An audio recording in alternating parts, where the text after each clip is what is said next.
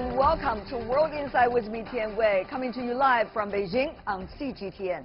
There may be more than meets the eyes in the trade war between the United States and China. Some analysts believe that beneath the veil of a trade war, the U.S. is targeting China's future in innovation.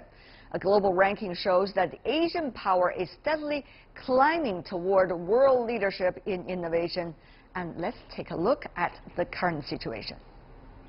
China is now among the top 20 most innovative countries in the world. The Global Innovation Index, a ranking produced by the World Intellectual Property Organization and its partners, placed China at 17th, up 5 notches from 2017.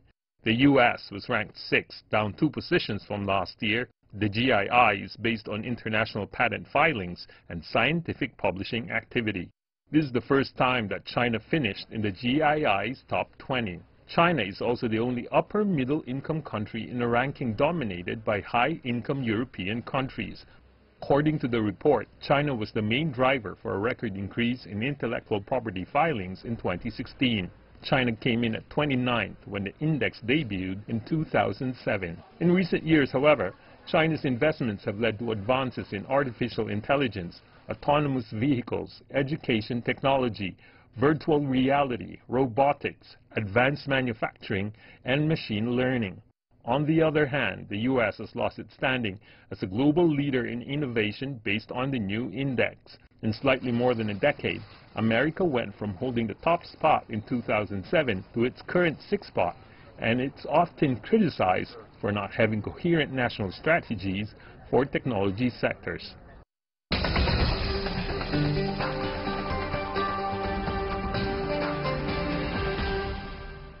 For more discussion on the global driver of innovation, we invited into our studio Jay Huang, who is the founding partner of J-Stone Venture and the former managing director of Intel China. Welcome, sir.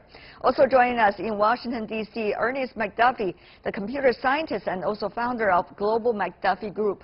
Meanwhile, last but not least, Troy Stangaroni, who is a senior director of Congressional Affairs and Trade at the Korea Economic Institute of America. He's also a former aide at Capitol Hill and the New Jersey governor. Welcome to our program, all of you gentlemen. I want to start with you, Jay. What exactly is this debate about, so-called China's innovation, what's behind it, and also whether China and the United States in ultimate competition? I wonder how this narrative is now shaping the directions of the two sides' interaction with one another. I think up to now, I see on the China and the U.S. on the innovation side is more complementary to each other. I think China definitely made a lot of progress on innovation side of it, but all those innovations is based on comparative advantage. That means China take whatever is good for China and make progress off of that, and then the rest of them is rely on like a trade with U.S. and the world, etc. So all those are quite complementary to each other. I do not see direct competition necessarily up to this point. But according to some, at least in Washington, quote-unquote, the Cold War has already started with China. Mr. McDuffie, if you take a look at some of the news going on these days, whether it's CIA or some of the other members of Congress, off the record, on the record, the Cold War phrase has been repeatedly used. Is it really, with that kind of mentality, is there any future about the two countries interacting with one another about science and technology? Yeah, I think that there has to be. The nature of science and technology is borderless. Advances are going to occur randomly around the world, and for countries that leadership positions like China and the U.S. To continue those leadership positions, they have to cooperate. They have to embrace the global nature of the advancement of science and technology. Otherwise, they'll become isolated and left in the dust. Well, Mr. McDuffie, I mean, you probably is someone who has been experiencing the earlier Cold War, the one between the United States and the former Soviet Union.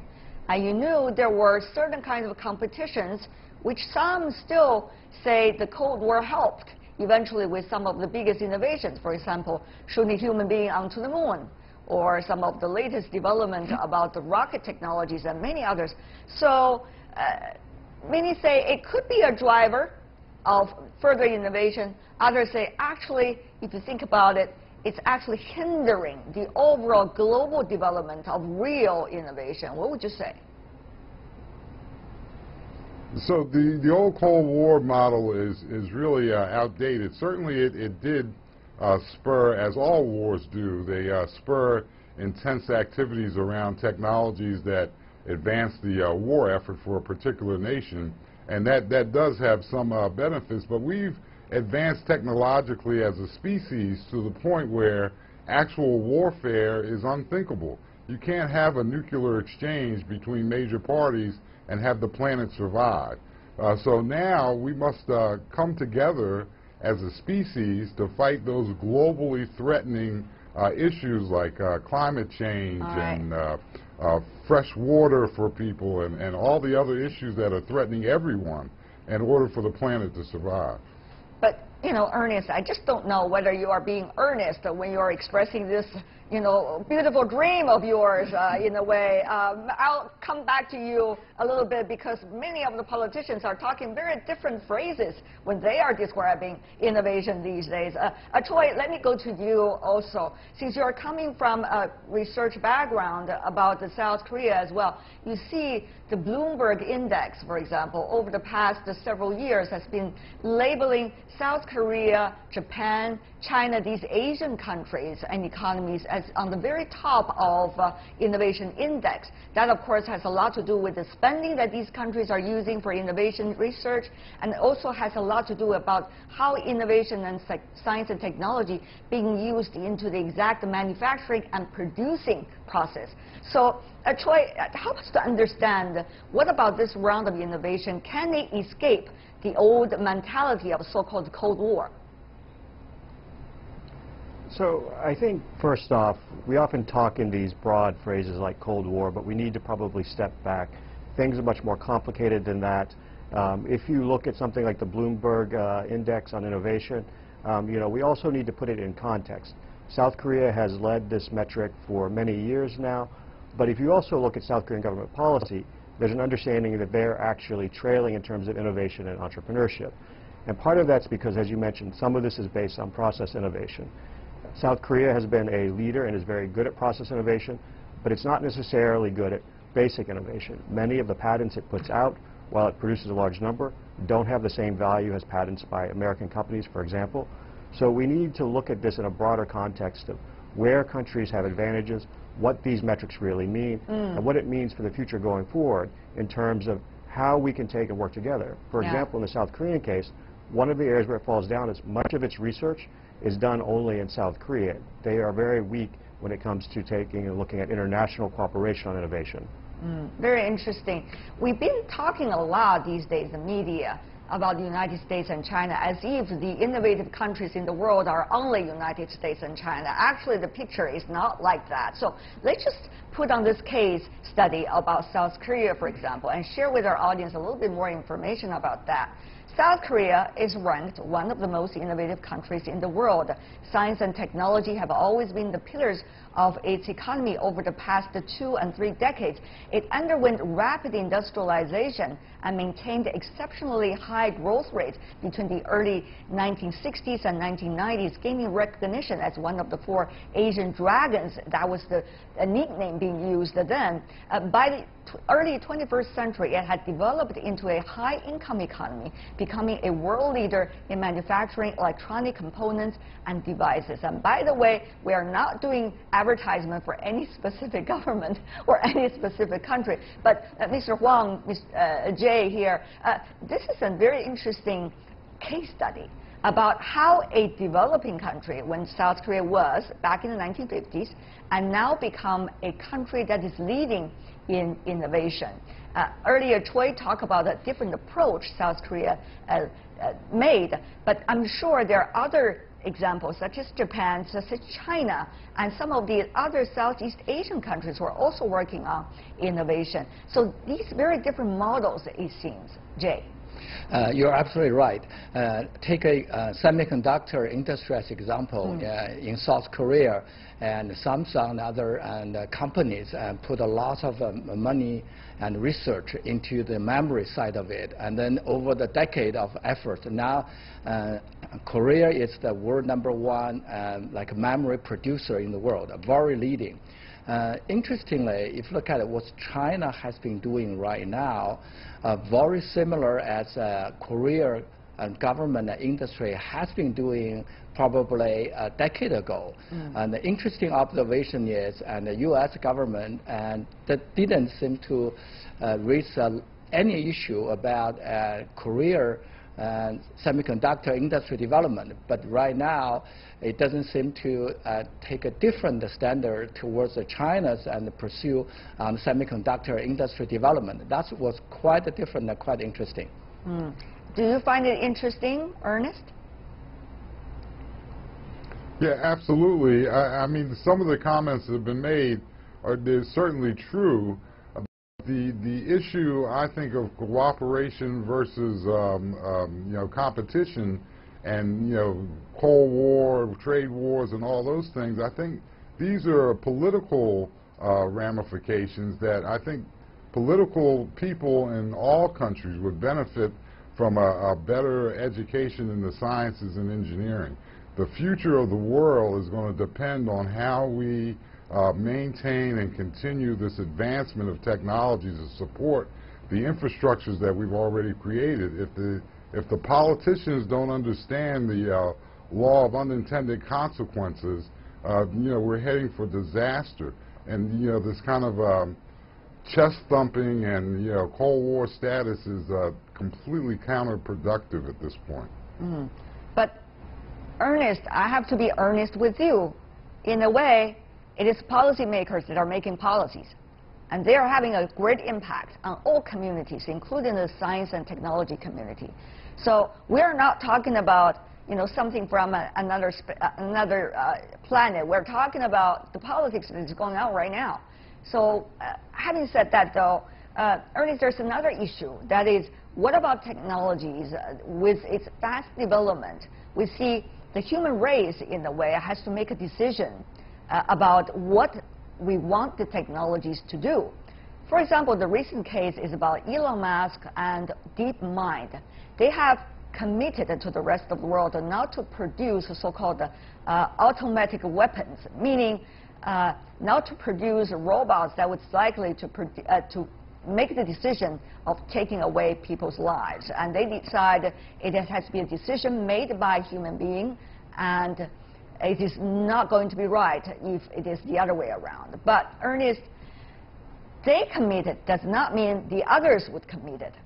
And when a quote-unquote Cold War mentality gets spread around, that will be taken advantage of by very different forces in our world. And things are likely to go much more dangerous than just a nuclear war, as you just mentioned. Ernest. Yeah, you're absolutely, but I think the point is that these policymakers, if they're not informed, if they don't understand the nature of this technology and the science that they're making policies about, the odds of them making good policy goes down dramatically. I'm advocating that there needs to be more education among the policymakers, among the politicians, as to the reality of what the technology can and can't do in order for them to make better policy. Troy, do you agree with that? Will policymakers be able to decide the fate of directions of science and technology? How are we going to be not limited by their narrative? Well, I think the challenge is yes, Ernest is right. Policymakers have to have good information to make good policy, but they're also under different constraints. And those constraints relate to the specific interests of either their district, if they're a member of Congress, or their state.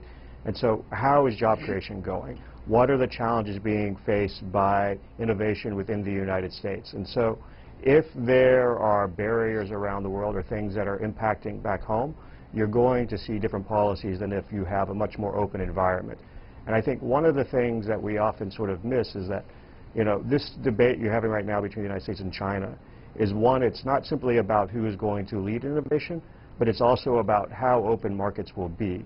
And one of the complaints that the U.S. has had is that the Chinese market has not been as open as the U.S. market. Now, President Trump is clearly using tools of protectionism to try and reverse that, but this is another side of the debate that we need to keep an eye on. And it's going to be a challenge in China, too, because as China moves up the production ladder, we're going to see people in industry in China lose jobs, and China will face pressure to create jobs as well, like the United States. Jay, that is an extremely interesting and important question. What Troy seemed to be talking about is a question about who should be the players when it comes to development of innovation and science, and who should be the players that are really making the decisions. How would different players, different factors come into the overall negotiation process and come out with some of the best ways to do things? Jay, what do you think?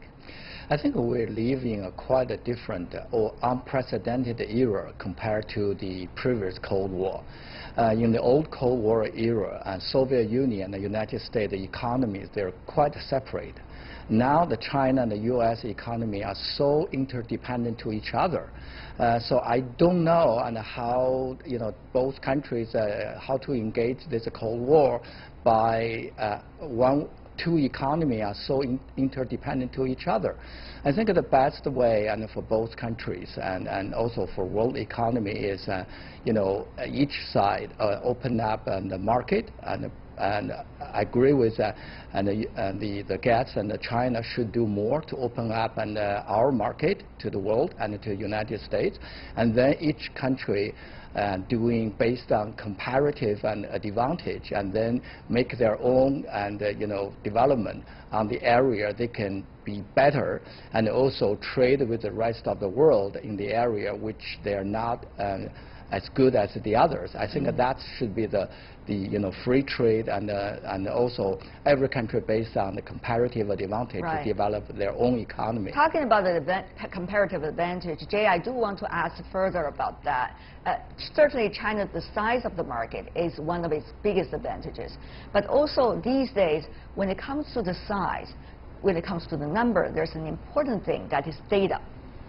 The number of people that you have, the size of the market that you have, means you have an enormous source of data, which is uncomparable in the world. So how countries and economies realize about that and cooperate on top of that foundation is also an interesting topic, isn't it? Absolutely right. I think it touched very fundamental about the complementary nature of China and the United States. United States have a lot of advantage and technologies. China has a huge market, and then going to the artificial intelligence, and U.S. is leading on the algorithm and also the chips, and China also have a huge data, and then the engineers, U.S. and China engineers, can play with it. So by nature, these two nations are already interdependent to each other. Well, all the three of you, I understand well, it seems that all the three of you are almost on the same line. But the reality and the rhetoric we see in the media and some of the hearings you see on the Capitol Hill and some of the debates in the chat room are totally going the other direction. So is there a disconnect, ladies and gentlemen, about what we are discussing today? That is, what the scientists are thinking and what the so-called politicians and politics are thinking. And eventually, how do you see this competition of rhetorics? Whether it's coming eventually from the science community, or is it eventually coming from the political community from different countries? I want to have your views here, and what would make things change. Let's go to you, Ernest, first. Yeah, I think you're absolutely right. Those two separate communities certainly have different functions in our society. There's a saying that all politics are local, and so you're going to have this tendency of politicians to want to do things that are good for their constituency, their own country. But science and technology is universal. You know, those are the understanding of that and how it's going to affect each other's, these interconnected But how can you influence them? in. How can you influence them, Ernest? We are saying here, probably they don't want to hear. But how can you influence them and be able to let them realize what you have realized through years of practices? That's the question. Well, yeah, in the United States, the only way to influence the political body is at the ballot box. You know, you have to vote intelligent people with proper training and education background into positions where they can affect policy. If you continue to elect people that don't know how to spell technology and science, you're going to have problems. So, and that speaks for, you know, the world. As we put whatever influence as individuals we have to affect our leaders, we have to apply that in the most intelligent way possible. You know, this cult of personality is of no value to anyone. All right. Choi, can that be done? Short term? I think the challenge here really comes down to this disconnect between the way market forces work and the way politicians would like to see job creation work. And until you go through this process and there's this realization that the tools we're using, these tariffs on imports and things, aren't going to actually create the impact we want, and that we need to address deeper fundamental challenges in the U.S. economy, I think you're going to have this tension.